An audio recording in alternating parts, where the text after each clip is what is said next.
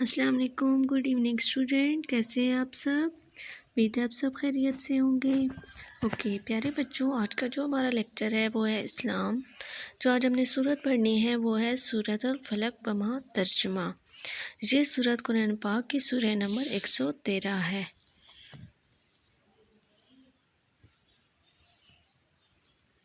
بسم اللہ الرحمن الرحیم۔ شروع اللہ کے نام سے جو بڑا مہربان نہایت رحم والا ہے۔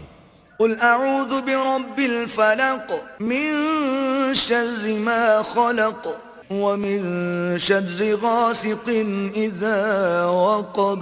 کہو کہ میں صبح کے مالک کی پناہ مانگتا ہوں ہر چیز کی برائی سے جو اس نے پیدا کی، اور شب تاریک کی برائی سے جب اس کا اندھیرا چھا جائے۔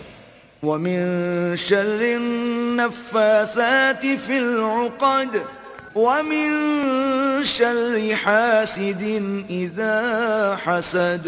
اور گنڈوں پر پڑھ پڑھ کر پھونکنے والیوں کی برائی سے، اور حسد کرنے والے کی برائی سے جب حسد کرنے لگے۔